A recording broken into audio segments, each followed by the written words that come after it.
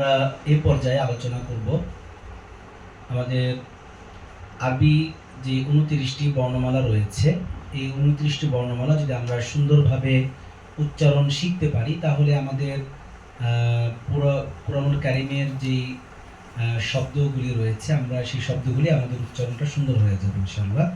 তা আমি এই পর্যায়ে ২৯টি হরফগুলি আমাদের ওসমানী মুস্তাফা শিক্ষা বোর্ড বাংলাদেশের যেই নিয়মে আমরা শিখিয়ে থাকি সেই পদ্ধতিতে আমরা বলার চেষ্টা করছি ইনশাআল্লাহ।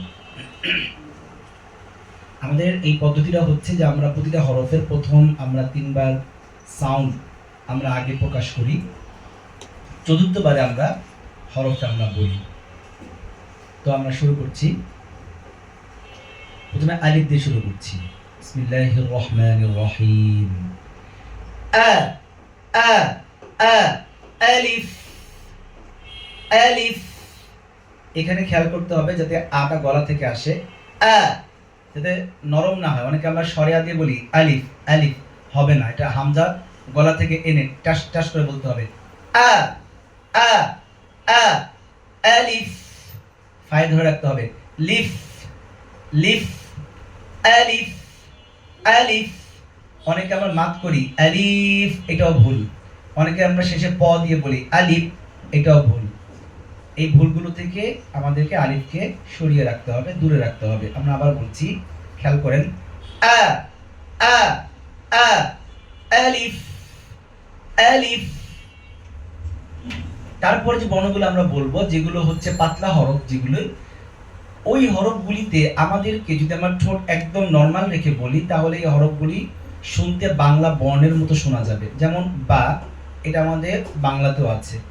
এই জন্য আমাদের যে কাজটা করতে হবে, আমাদের ঠোঁটকে একটু ছড়িয়ে, হালকা, বেশি না, বোঝা না যায়, হালকা পরিমাণ ছড়িয়ে যদি আমরা এই হরফগুলো উচ্চারণ করি, সেই ক্ষেত্রে আমাদের এই উচ্চারণটা বাংলা থেকে বের হয়ে যাবে। শুধু এতটুকুই যে এগুলো হচ্ছে আরবি বর্ণ, আরবি বর্ণের উচ্চারণ যাতে, প্রোনাউন্সিয়েশন যাতে আরবদের মতো শোনা যায়, এই জন্য আমরা ঠোঁটটিকে হালকা একটু ছড়িয়ে বলার চেষ্টা করবো ইনশাআল্লাহ। কিভাবে? বা বা বা বা।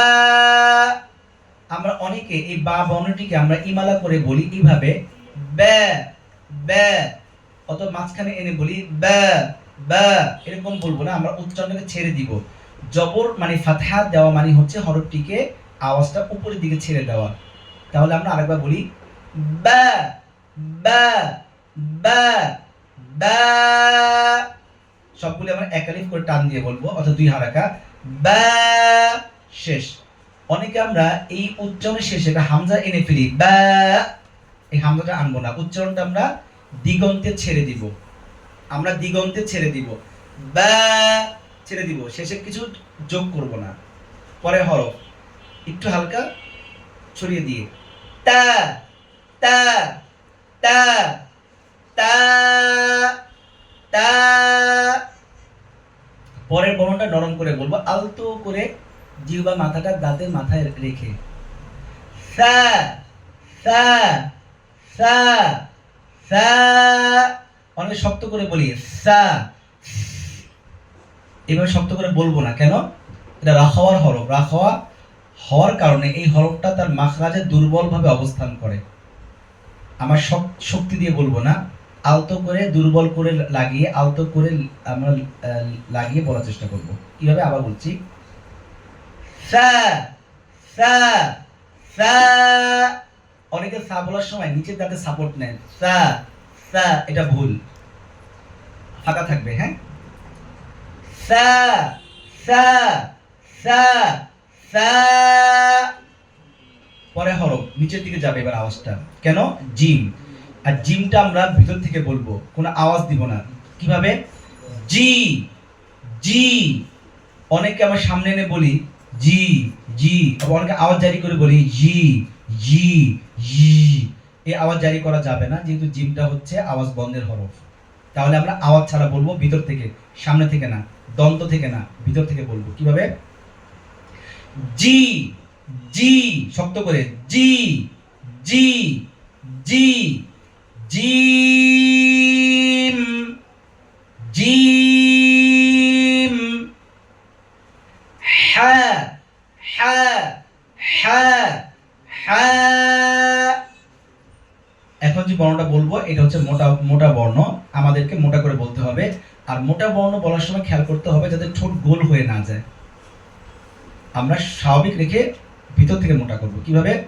হ হ, অনেকে গোল করে বলে হ, এ গোল হবে না, ঠোঁট স্বাভাবিক, মোটা হবে ভিতরে, যা হবে ভিতরে।